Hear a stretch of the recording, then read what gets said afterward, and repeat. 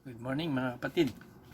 Isang pinagpalang araw na naman, isang masaganang pagpapala na naman ang ibinibigay sa atin ng Diyos. Every Sunday na binibigyan niya nga tayo lagi ng pagnanasang magsama-sama sa pagsamba sa Espiritu at katotohanan, at naway loobin na niya nga na itong darating na 2021 na sana January, magsimula na tayo mag-worship ng meron talaga tayong fellowship physically.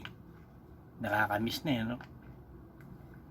So mga kapatid, pagpalain tayo ng Panginoon sa araw na to na ang message niya sa atin ay hear what God is telling us. Pakinggan natin kung ano ang sinasabi ng Diyos sa atin sa mga huling araw na to, sapagkat ito na yung last of the last days na kailangan spiritually prepared na talaga tayo, na handang-handa na tayo sa pagbaba ng Panginoong Hesus. At pagbaba niya nga, ang kukunin niya yung mga nagsisipaghintay sa Kanya. At nakikita nga ng Panginoon ito na kung sino yung talaga naghihintay, kaya hindi niya pinababayaan, binibigyan niya ng kaloob, hindi tayo nagkukulang ng kaloob. At ang importante nga na individually, marinig natin ang tinig ng Panginoong Hesus na ang Espiritu Santo nangungusap sa atin. At ito nga ang talagang gusto kong matutunan to yung talagang personal talk with God eh. Hanggang ngayon hindi ko pa rin talaga na pag-aaralan kung paano talaga yung personal talk sa atin ng Panginoon. Malalaman na lang natin kapag nangyari na eh.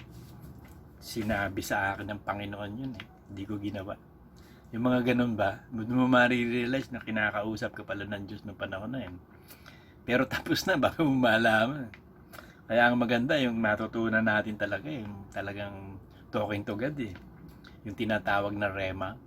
Kasi pag logos, word of God sa Bible yon, dala-dala ng Espiritu Santo yon, sinasabi sa atin, mga logos ang tawag. Pero yung rema, yung personal kang kinausap, katulad ni Moses, talagang sinasabi pa ng Panginoon sa Moses, makinig ka, mag-usap tayo doon sa bundok. Talagang gano'n yung usapan na para magkaibigang usapan, gano'n. Talagang very intimate na ang relationship natin sa Diyos pag gano'n. Pero at least na nararamdaman natin sa ating mga sarili na ang Diyos na nga nangungusap sa atin. Kasi sa akin, sa experience ko, yung pag hindi talaga naaalis sa isip ko, yung talagang gusto kong gawin yun, na kahit mahirap, yun na yung tinig ng Diyos sa akin. Pero yung talagang kausap yung talagang maganda, yung talagang usapan. Nag-uusap talaga eh. Pero sabi nga ng Diyos, iba ang pakikipag-usap ko sa inyo, iba pakikipag-usap ko kay Moses. Katulad kay Brother Manny, iba ang pakikipag-usap ng Panginoong Jesus kay Brother Manny, malaki. Usapan sila talaga dalawa. Hindi katulad natin ng mga member lang, pastor, bishop, puro logos lang. Sa gabay ng Espiritu Santo, kinakausap niya tayo through the Word of God. Yun talagang through the Word of Jesus Christ eh. Kasi ibang mga apostol personal silang kinakausap eh. So mga kapatid, yun nga, balik tayo dun sa message na ano yung sinasabi ng Panginoon sa iyo na kailangan gampanan mo at gawin mo. Sa akin kasi personal tayo lahat eh. Sa akin, ang laging binibigay niya sa akin, pagpapakabanal eh. Yung sinasabi niya sa 1 Thessalonians 4:3. Ito sabi, sapagkat ito ang kalooban ng Diyos sa makatuwid bagay ang inyong pagpapakabanal. So yung ating pagpapakabanal, yung laging pagsunod, laging kinakailangan datnan tayo ng Panginoong Hesus na sumusunod. Hindi pwedeng hindi, kailangan pagdating ng Panginoon, banal tayo. Kailangan mailigtas tayo, kailangan magmana tayo ng kaharian ng Diyos. Yun lang eh. Sa akin kasi wala nang ibang pinaka-importante kundi yung kaligtasan ng kaluluwa eh. Talagang masigurado natin na pupunta tayo sa langit. Kasi minsan lang to eh. Minsan lang ang buhay eh. Pinaniliwanag ng Diyos sa atin. Minsan lang ang pananampalataya. Hindi ito uulitin eh. Kaya pag na-miss mo, wala ka nang susunod na magagawa. Kasi minsan lang nga eh. Ito yung message na binigay ng Panginoon kay Jude, yung kapatid ng Panginoong Jesus eh. Ito sabi niya sa Jude 3. Mga minamahal, samantalang ako'y totoong nagsisikap sa pagsulat sa inyo tungkol sa kaligtasan natin lahat, ay napilitan akong sumunod sa inyo na inaaralan kayo makipaglabang masikap dahil sa pananampalataya na ibinigay na minsan at magpakialanman sa mga banal. So minsan lang to binigay, hindi na to ulitin. Kailangan makipaglaban tayo ng masikap eh. Talagang wag natin bibigyan kahit ilang segundo ang si Satanas na makakilo sa buhay natin. Kasi ito ang ginagawa ni Satanas sa huling araw eh. I-divert tayo, alisin ang kapayapaan sa atin, mag-away-away ang pamilya, karoon ng misunderstanding, masira ang pamilya, yan ang tinitira niya eh. Kasi yan ang importante, family. Yan ang pinaka-importante, family. Kaya doon siya bumabanat eh. Tinan mo ginawa niya kay Eva at kay Adan, family ka agad, di ba? Kahit wala pang anak si Eva at si Adan, talagang pinalabas na ng ano eh. Para magkasala. Nangyari tuloy, nung magkasala sila, lumabas sila ng Garden of Eden. So sariling sikap sila ngayon, imbis na pupulutin lang nila pagkain doon, pipitas-pitasin lang yung bunga doon ng lahat ng punong kahoy at saka mga halaman. Kasi yun ang binigay sa kanila ng Panginoon eh. Lahat ng bunga ng punong kahoy at lahat ng bunga ng mga halaman doon, yun ang inyong magiging pagkain. So ang nakadesign talagang pagkain sa tao, fruits and vegetables talaga. Nandun naman, may mga proteins din doon, maraming nutrients, kumpleto na. Pero nung magkasala na ang tao, magbubungkal ka na ng lupa, mag-aalaga ka ng hayupan, kakain ka sa sarili mong pawis. Sa sariling pawis mo manggagaling ang iyong kakainin. So nawala na talaga yung supply ng Panginoon. Ibinalik ng Panginoon yung supply na yon nung tayo maging Kristiyano, nung pagawin tayo ng tipan ng ikapotondo. Inalis tayo sa sumpa. So nakabalik tayo sa Garden of Eden. Kaya hindi nyo napapansin, pag tayo continuous ang tithes at offering natin, maluwag ang buhay. Siya gumagawa ng pagluwag eh. Tinan mo ginawa niya doon, di ba, nung magpakain si Jesus Christ ng 5,000 mga sumusunod sa kanya noon, di ba? Pinaupo niya by 50s, by group. 5,000 yon. Bakit nagkasya yung 2 isda at saka yung 5 tinapay? Di ba? Nagkasya yun. Sumobra pa. 12 bakol pa sumobra. So, ang Diyos ang gumawa nun eh. Dahil sumusunod sila sa kalooban ng Panginoon, kahit saan nandun ng Panginoon Jesus, sinusundan nila. Nakikinig sila ng aral ng Panginoon. Pinakain sila ng Panginoon eh. From that konti eh, sumagana ng masagana mo. Sumosobra pa ng 12 bakol. So, that's the power of God eh. Na hindi natin ma-explain yung power of God eh. Basta sumusunod lang tayo, buo sa puso natin ang pagsunod, hindi tayo pinababayaan ng Diyos. Kailanman hindi siya nagpapabaya sa atin. Kaya nga, itong minsan lang na ibinigay ng Diyos na buhay sa atin, siguraduhin natin mga kapatid, na dinidinig natin lagi kung ano ang will of God sa atin. Kasi iba-iba tayo ng estado ng buhay, iba-iba tayo ng hanap buhay, iba-iba tayo ng personalidad. So iba rin ang method ng Panginoon sa atin individually. Hindi pwede tayo mag-compare na yung message sa akin, message sa'yo. Hindi. Ang sabi ng Panginoon, ibigay mo po sa amin na aming kakainin ngayon. Yung aming kakainin sa araw-araw, ibigay mo yung pagkain namin ngayon. So meron tayong kakainin araw-araw na will of God eh. Iba-iba nga ang sitwasyon natin eh. Marami tayong krus na binubuhat, marami tayong mga kapigatian, mga tiisin. Iba-iba nga lang yun. So hindi tayo pare-parehas eh. So ikaw ang maging curious ka na paano ka kinakausap ng Diyos. Ma-catch mo kung paano siya nakikipag-usap sa iyo, ano ipinagagawa niya sa iyo. Para nang sa ganun, spiritually, alam mo kung paano ka mabuhay sa lupa. Ang sinusunod mo, man doesn't live by bread, but by every word that comes from the mouth of God. Yun ang pinaka-importante, yung galing sa bibig ng Diyos na sinabi sa yung gagawin mo. At yun ang pinaka-importante nga. At yun nga napapansin ko, nakikita ko dyan, yung pagpapakabanal lagi. Sabi sa 1 Thessalonians 5:15 ng ganito hanggang 23, ganito ang nakikita kong message sa atin ng Panginoon halos sa araw-araw. Tignan nga ninyo na huwag gumanti ang sino man ng masama sa masama. Ngunit sundin ninyo lagi ang mabuti, ang isa sa iba at sa lahat. So, ganun eh. Nandun na tayo sa time na gagawa tayo ng kasamaan. Hindi lang yung masasamang tao, hindi lang yung mga galit sa atin o kaaway. Miski sa loob ng bahay, miski yung ating asawa at mga anak, makakagawa ng atraso sa atin. So, hindi tayo dapat gaganti ng masama-sama. Laging puro pagmamahalan. Paghariin natin sa puso natin yung laging pagmamahalan. Natakpan natin ang pag-ibig, ang kakulangan ng bawat isa. Na inibig tayo ng Panginoong Jesus na tayo makasalanan pa. Ganon din tayo, iibigin natin ang ating asawa at mga anak, mga kapatid at magulang na nang sila'y nagkukulang pa't nagkakasala sa'yo, iniibig mo pa rin sila, mabuti pa rin ang kalooban mo. Yun ang bunga ng Espiritu Santo, mabuting kalooban. Na kahit nagawan tayo ng kasamaan, nagkaroon ng atraso, may mga indifference, mabuti pa rin lagi kalooban mo. Hindi na babago yun, lagi mong minamahal. Hindi ka naghahanap ng pagmamahal o pag-ibig, ikaw ang nagbibigay. Kasi lalo na pag mga nag-iedad na yung mga matatanda, nagiging emotional yan eh. Mahanap lagi ng concern, yung pagmamahal, pag-ibig. So, ganun sila eh. So, kaya pag-aaralan natin ang bawat bawat tao. Kung paano natin ititreat ang bawat tao. Mga galak kayong lagi. So, sa dami ng mga tiisin, madaming problema, mga pagsubok, mga persecutions, kailangan lagi tayong masaya. Kahit nalulungkot yung kaluluwa natin, masaya yung spirit natin. Kasi ganun eh. Yun yung natatandaan nyo nung pumasyal si Virgin Mary sa pinsan niya. 6 months old pa si John the Baptist, no? Pumunta siya. Lumundag yung si John the Baptist, nag-worship ka agad, dumakita eh. Tapos ang sabi ni Maria, na ang kaluluwa ko ay nagagalak at ang espiritu ko ay masaya. Parang ganun eh. Parang ganun eh. Yung espiritu niya ay nagagalak at ang kaluluwa niya ay nagpupuri sa Panginoon. So, ibig sabihin, may pagkonting difference yung spirit sa kaluluwa. So, ibig sabihin, minsan kapag tayo talaga yung sobrang na persecution, lalo na umaapi sa'yo yung mahal mo, hindi pwedeng hindi ka masaktan din eh, na malungkot. Yung kaluluwa mo lang naman ang nalulungkot. Pero yung espiritu mo, masaya eh, pinasasaya ka eh.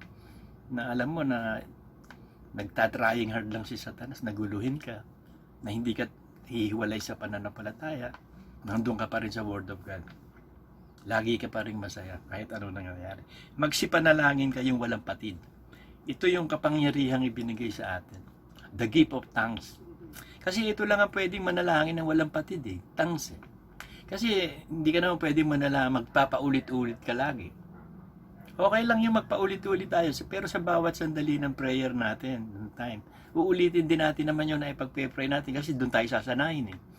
Pag sanay ka na manalangin sa pag-iisip, yun na lang yung lagi nasa isip mo. Kaya pag nag-pray ka uli kinabukasan, sanay ka na, kaya madali ka na mag-pray kasi yun pa rin ang routinary prayer mo eh.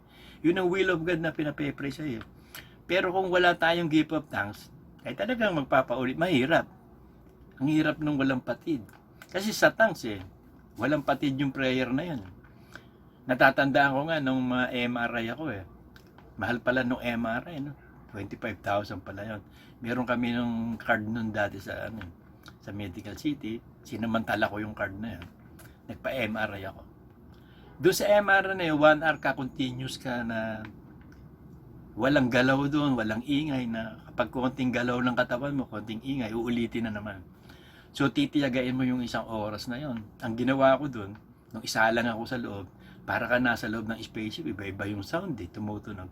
Pero pinuhos ko isip ko sa gift of tongues eh, puro prayer in tongues. Natapos ako ng prayer in tongues, sinasabi na sa akin nung nandun na attendant, sabi, tapos na po. Hindi ko na malaya, naka 1 hour na pala ako dahil sa walang patid na prayer in tongues. Kaya napakahalaga nung gift of tongues eh. Pag ginagamit natin yung kapangyarihan ng gift of tongues, anumang paraan, talaga makikita mo bala kahit ilang oras ka manalangin sa gift of tongues, pwede. Continuous lang yun, hindi mo na malalaman ng oras eh. Parang ama, nakita mo ang ama, di ba? From everlasting to everlasting, nakaupo lang siya doon.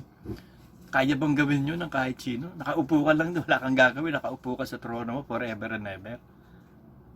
Hindi pa nililika ang langit at lupa, nakaupo na siya sa trono niya. Tapos, ang Panginoong Hesus pa nga, tumayo eh, di ba? May sarili ding upuan ng Panginoong Hesus. Binigyan din tayo ng sariling upuan eh. We will reign as king and priest to the Lord eh. Kaya may kanya-kanya tayong upuan sa langit. May kanya-kanya tayong pwesto doon na itinalaga ng Ama. Tatatandaan niyo yung son of Boanerges, yung son of Thunder, si James tsaka si John. Sabi ni James at nila, yung magkapatid, pabaksakan kaya natin ang kulugyat ng kidlat yung mga yan. Sabi ng Panginoon, hindi nyo nalalaman ang sinasabi ninyo. Pabaksakan ang kulog eh. Tapos sabi nung nanay pa, di ba? Sabi, nag-request pa kay Jesus, pwede ba pagdating sa langit? Yung anak ko, dito mo ganito, dito mo pwesto. Sabi na Panginoon, hindi nyo nalalaman ang sinasabi nyo. Wala sa akin ang maglalagay ng pwesto kung saan ka ang ama lamang. Ang ama lang ang binigyan ng kapangyarihan kung saan ka ilalagay. Kung saan ka ipupwesto. Kung saan ka patitirahin. Meron tayong bahay dun sa langit eh. Meron din tayong trono dun. Hindi natin alam kung pang ilan yung trono mo mula doon sa kanan ng Panginoong Yesus. Kasi nakapwesto tayo sa kanan ng Panginoong Yesus eh. Yung trono na yun. Hindi natin alam kung saan tayo doon nakapwesto.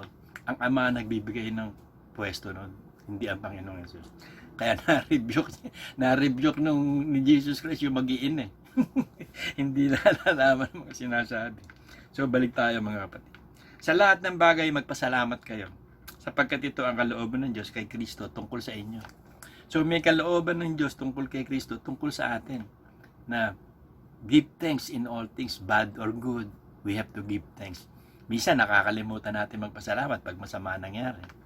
Hindi mo naman alam ano ba makakabuti sa tao, sabi sa Ecclesiastes. Alam mo ba kung ano makakabuti sa isang tao? Kung may masamang nangyari sa kanya, kung makakabuti yun, di ba mabuti yung masamang nangyari na yun? Katulad ko, example ko, nung ma-stroke ako. Nakabuti sa akin yung pagkaka-stroke ko na yun eh. Natuto kong lumapit sa Diyos, natuto kong dumalangin sa Diyos, natuto ako na umasa sa Diyos sa lahat ng ginagawa ko. Kasi ako yung taong ano eh, hindi ako umaasa talaga sa ganyan, hindi ako nananalangin. Kahit nung araw pa.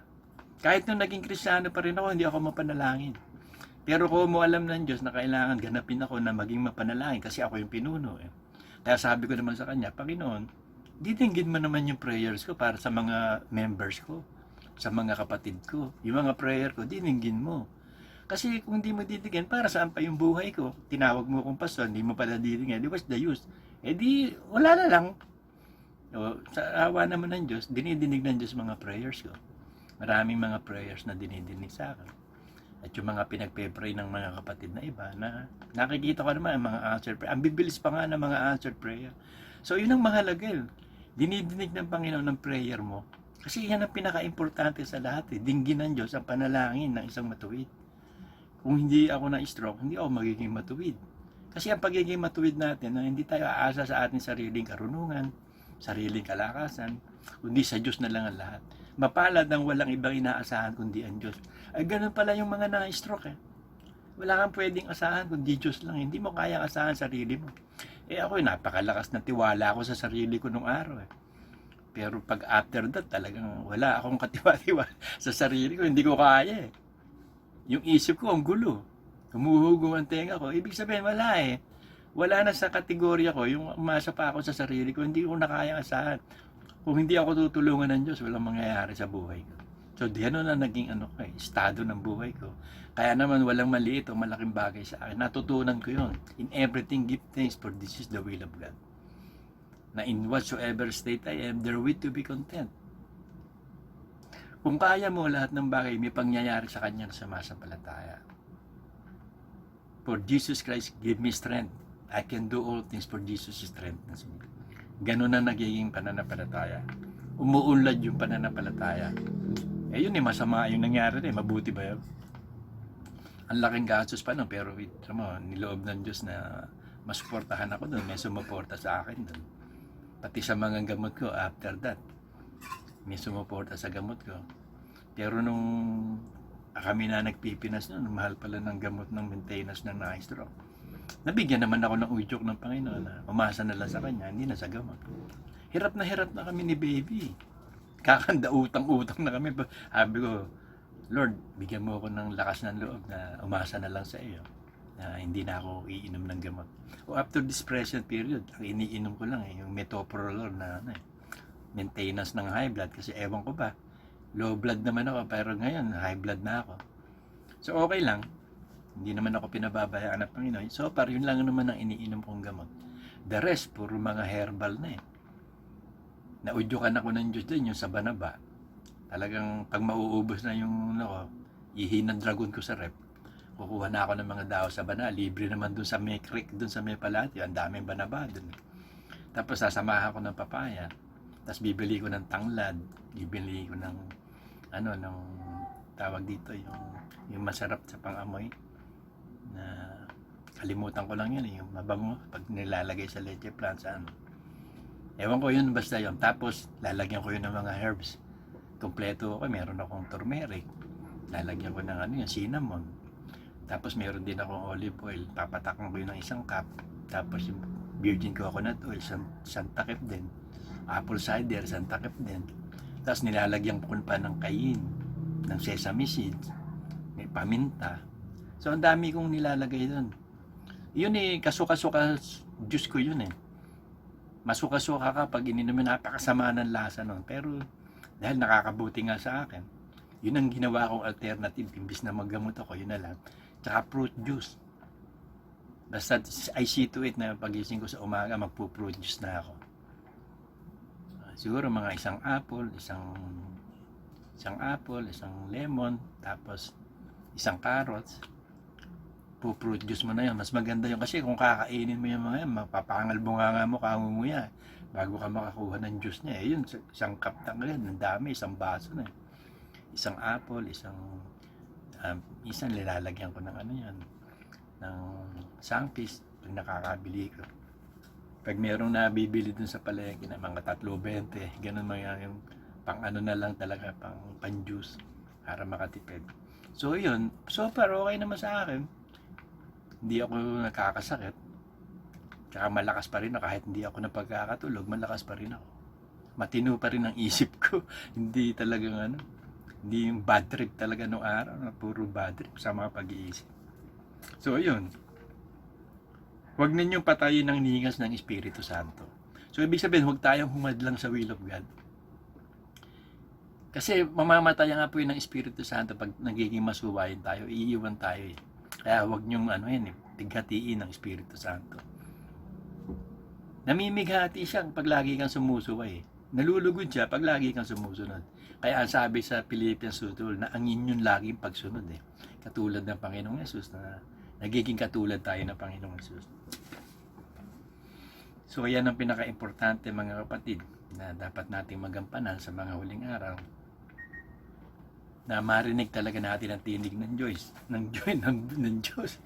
Kasama na doon ng rejoice. Ng Joyce. John 10:4 basahin natin.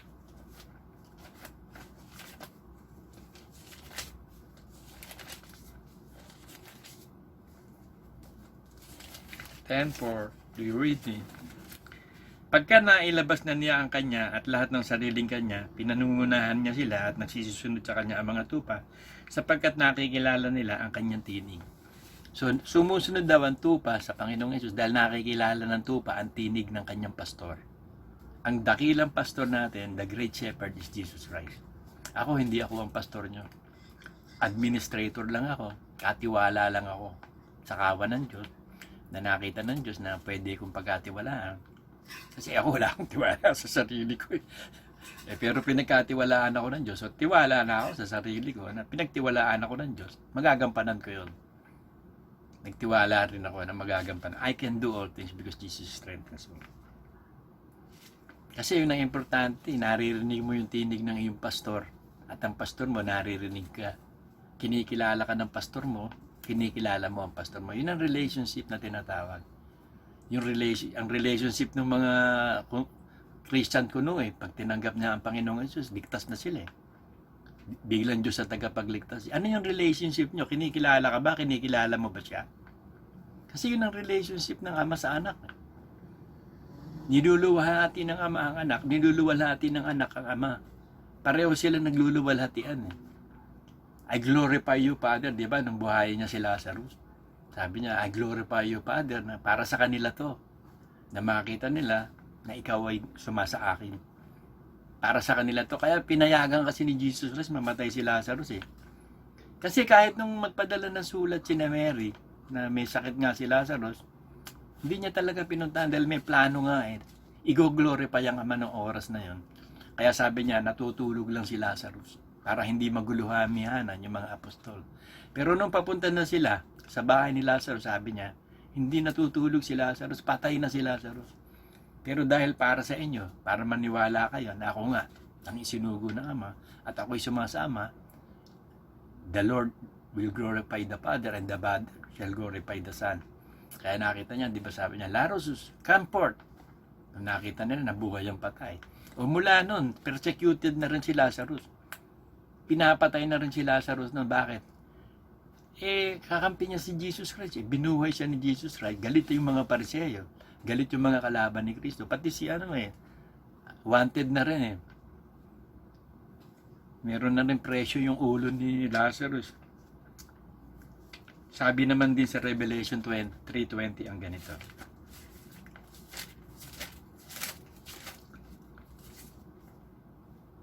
Narito ako'y nakatayo sa pintuan at tumutuktok.